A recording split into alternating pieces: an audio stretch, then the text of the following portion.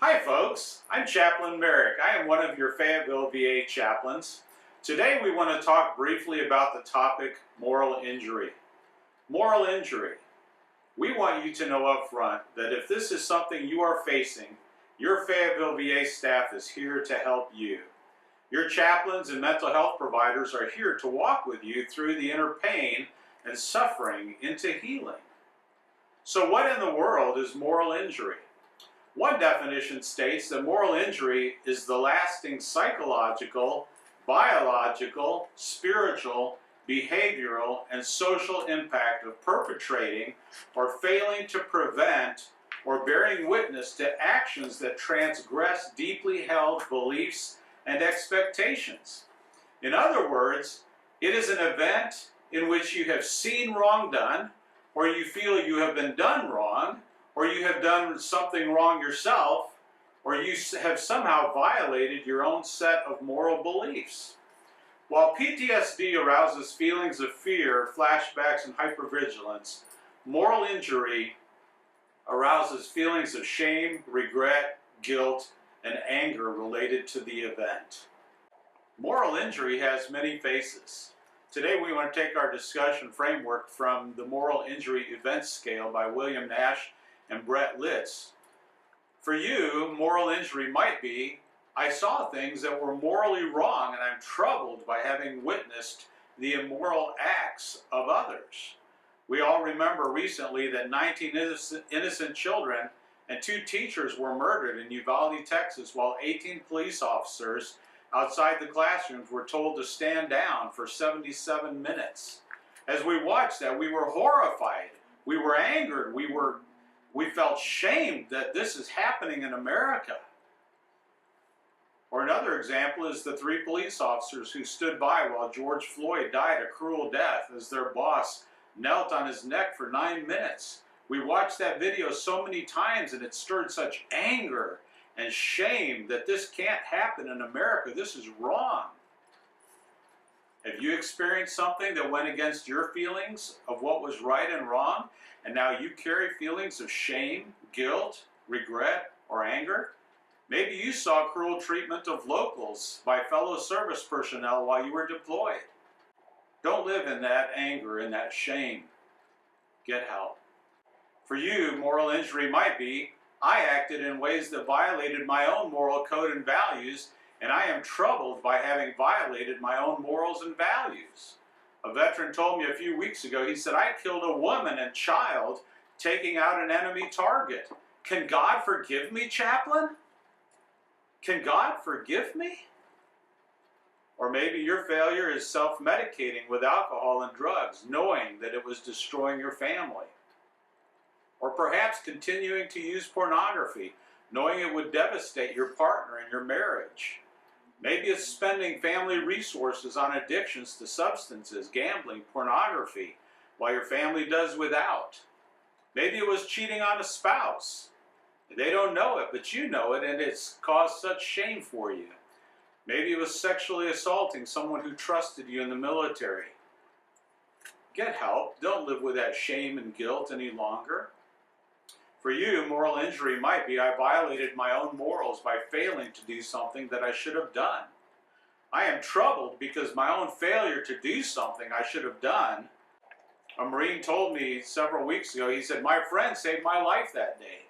The next day, his brains were splattered all over me. I should have saved his life. I couldn't.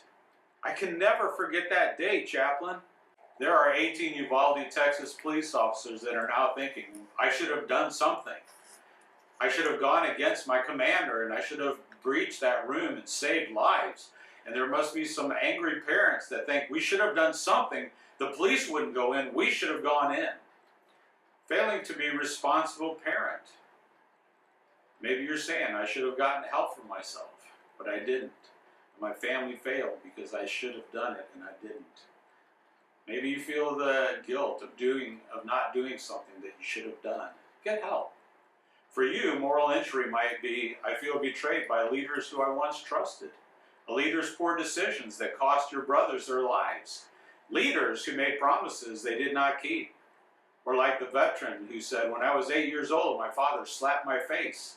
When I told him our priest had molested me, he said, how dare you say something like that about our priest?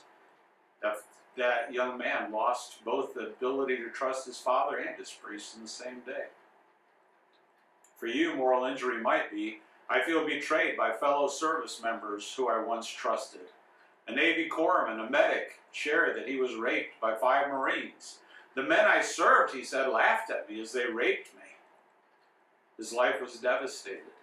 A female Army veteran tearfully shared that she was sexually assaulted in the service. She said, we were on the same team. I thought he would protect me, not harm me. If you have that kind of guilt and shame and pain, get help. For you, moral injury might be, I feel betrayed by others outside the U.S. military who I once trusted. Perhaps a spouse who cheated on you while you were deployed. She doesn't know that you know, and maybe you just can't forgive her for what she did. Maybe it's fellow Americans who cussed you and spit on you as you arrived back from Vietnam, and you just can't get past it. You can't forgive them for what they did. It's time to get help. It's time to let go of that anger and that shame and that bitterness. Moral injury brings feelings of guilt, shame, regret, or anger. Those with moral injury live, first of all, with feelings of unforgiveness towards self and toward others. We have to forgive in life, or we are the ones who suffer. We are the ones that carry the burden and the loss. Moral injury brings feelings of guilt, shame, regret, and anger. We don't like those feelings. Those with moral injury live with feelings of unforgiveness towards self and toward others. We don't need to carry that unforgiveness. We are the only ones who suffer when we don't forgive, whatever it is. We also suffer from self-handicapping behaviors. And we break down our personal values and ethics and ideals. We allow these hurts to change who we are. And we don't want to be different. We were awesome people, and we don't want the pain of the past to change us. Seeking out treatment and being committed to inner healing through honesty and humility is the pathway back to personal wholeness. Self-medication and isolation are the sure steps to greater emptiness, futility, and hopelessness. Joshua Mance, West Point graduate and former major in the United States Army, is a recipient of the Purple Heart and Bronze Star with Valor for his service in Iraq, and also a specialist in moral injury. He states, one central truth has never changed. The only force of nature powerful enough to overcome the moral injuries that are inherent to traumatic injury is the strong sense of community and connection. So please do not isolate yourself and disconnect yourself from people who care about you. Know that your VA staff wants to be there for you and to walk with you through inner healing.